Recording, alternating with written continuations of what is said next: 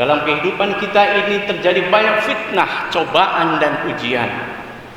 Kita selalu kuat mengenal bahwa ada 3 besar ujian yang senantiasa meliputi manusia dalam kehidupan dunia ini. Yang pertama adalah harta, tahta, dan wanita. Harta, Rasulullah Shallallahu Alaihi Wasallam bersabda, Inna likulli ummatin fitnah wa fitnati ummatil mal. Bahwa setiap umat Rasulullah Shallallahu Alaihi Wasallam akan diuji, diberikan satu fitnah, ujian cobaan. Wa fitnatu ummati, dan fitnah umatku diantaranya adalah al-mal atau harta. Oleh karena itu di dalam surat Al-Munafiqun ayat 9 Allah Subhanahu wa taala mengingatkan kepada kita, ya ayyuhalladzina amanu, wahai orang yang beriman, la tulhikum amwalukum wala auladukum an dzikrillah. Wahai orang-orang yang beriman, jangan menjadikan engkau lalai.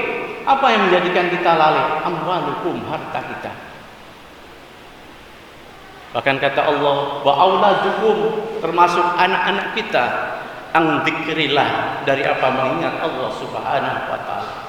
Wa may yaf'al dzalika fa ulaika humul khasirun. Jika kita demikian, maka termasuk orang-orang yang rugi dari Allah Subhanahu wa taala. Harta adalah ujian yang berat dalam kehidupan kita ini.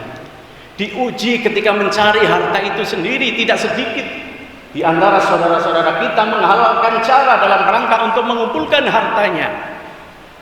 Apakah melalui satu peristiwa korupsi, nepotisme, dan lain sebagainya. Belum setelah hartanya terkumpul, belum tentu menyelamatkan mereka, karena peruntukan harta itu hanya sekedar untuk memupuk kesombongan hidup mereka, berpoya-poya memamerkan kekayaan, padahal di sebelah kanan kiri mereka banyak orang-orang yang menderita-menjerit karena untuk bertahan dalam kehidupan sehari-hari mereka masih perlu berjuang dengan berat sekali. Oleh karena itu, ujian tentang harta ini menjadi satu yang harus kita sikapi, yang kita lewati terkait dengan ujian ini, agar setiap titipan yang telah diberikan oleh Allah Subhanahu wa taala kita menganggap bahwa itu menjadi lulus ujian kita, maka indikatornya bukan hanya untuk ma'isyah keluarga kita, tetapi sesungguhnya ada sebagian ma'isyah dari orang-orang yang membutuhkan. Kita melihat secara fisik bangunan masjid kita ini, masih berapa lagi dana panitia yang harus dikucurkan, dengan satu harapan mudah-mudahan kita bisa sholat yang enak di ruang yang utama masjid kita yang megah ini. Andai kata ini menjadi satu kesadaran yang masif seluruh umat muslim di lingkungan JBPK ini, mudah-mudahan ini adalah satu ujian yang harus dijawab oleh kita kalau kita tidak ingin yang gagal dalam ujian berupa harta yang telah dititipkan oleh Allah Subhanahu wa taala. Jamaah kaum muslimin rahimakumullah. Kemudian ujian yang kedua yaitu terkait dengan kekuasaan atau tahta.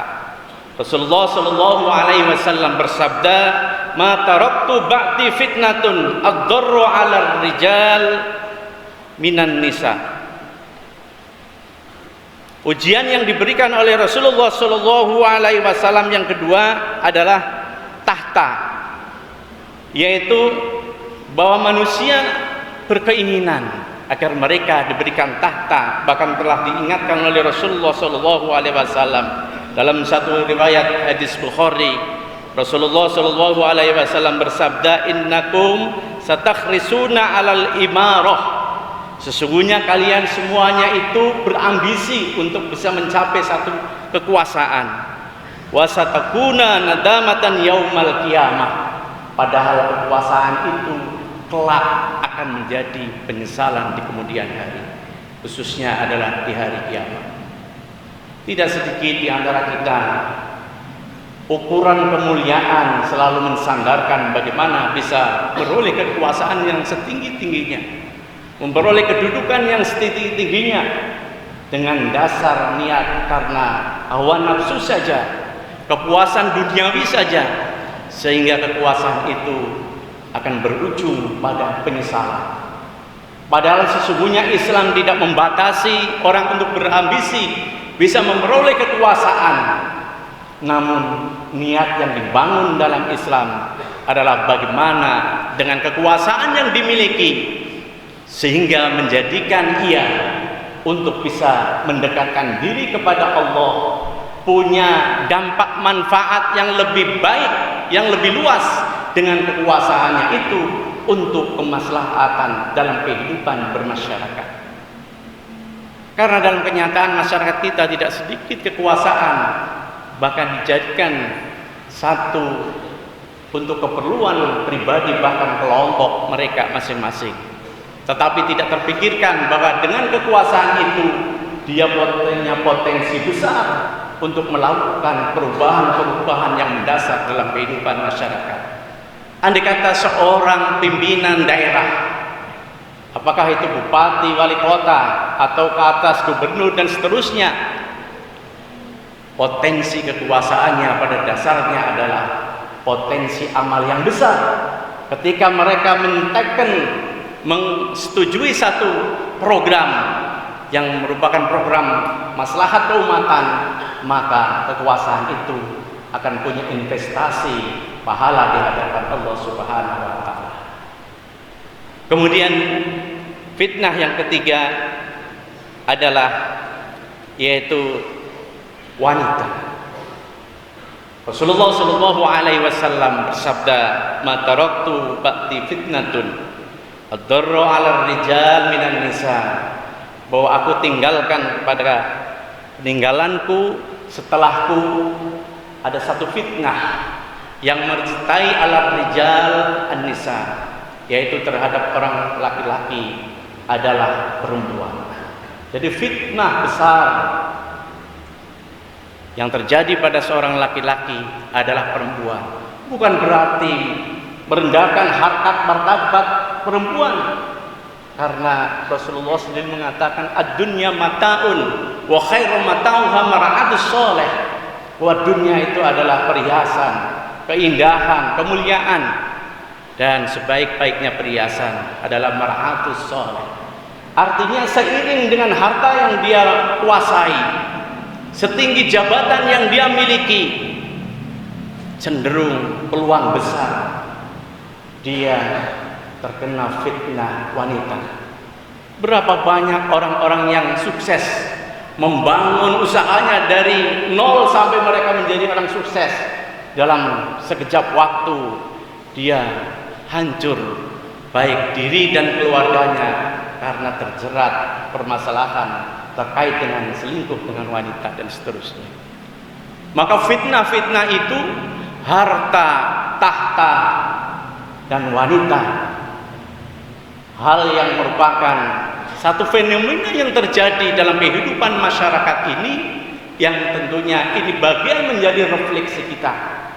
Apakah kita di tahun yang lalu harta yang kita miliki punya kontribusi untuk membangun dinillah agama Allah, punya kontribusi untuk membangun masyarakat yang punya dampak manfaat untuk orang lain, atau hanya sekedar hartanya untuk memenuhi kebutuhan diri perut kita sendiri. Begitu juga tahta yang kita dapat, kekuasaan jabatan yang kita miliki, apakah dalam kurun tahun yang lalu punya andil besar untuk menggelontorkan satu kebijakan yang besar yang punya dampak masyarakat, atau boleh jadi jangan-jangan selama kita memerintah tetapi banyak kebijakannya merugikan orang lain, ataupun apakah kita termasuk orang-orang yang konsisten bahwa memandang wanita adalah sebagai perhiasan yang ada kemuliaan di dalamnya, karena dari wanita yang baik itu lahirlah keturunan-keturunan baik. Oleh karena inilah pesan penting dari khutbah kita pada kesempatan kali ini, bahwa refleksi diri dari tahun ke tahun, hendaknya setiap kita harus lebih baik tahun ini dari tahun kemarin. Fahuwa robihun, itulah orang-orang yang beruntung. Karena kalau kita hanya sama tahun ini memprogramkan sesuatu yang telah kita laksanakan tahun sebelumnya, kita termasuk orang-orang khosirun, orang-orang yang rugi. Kenapa? Waktu berjalan terus, usia kita semakin dikurangi oleh Allah Subhanahu wa Ta'ala tanpa sadar, tetapi amal kita tidak ada perubahan yang signifikan sama dengan kemarin, maka kita termasuk orang-orang khosirun, orang-orang yang rugi. Apalagi sebaliknya, kalau tahun ini kita tidak memiliki program yang terbaik untuk dampak maslahat umat, terlena dengan perbuatan-perbuatan yang lalu sehingga tahun ini lebih buruk dari tahun kemarin, maka kita termasuk orang-orang yang maghbunun, orang yang tertipu, orang yang mal'unun, yang terlatat di hadapan Allah Subhanahu wa Ta'ala. Oleh karena itu, mudah-mudahan kita senantiasa diberikan kemampuan oleh Allah Subhanahu wa Ta'ala, orang yang bijak, orang yang selalu menghargai waktu, orang yang selalu mengevaluasi diri waktu yang kita lalui sehingga menjadi waktu-waktu yang produktif. Barakallahu li wa lakum fil Qur'anil azim wa nafa'ani wa iyyakum bima fihi min ayati wa dzikril hakim wa taqabbala minni wa minkum tilawatahu innahu was samiul alim.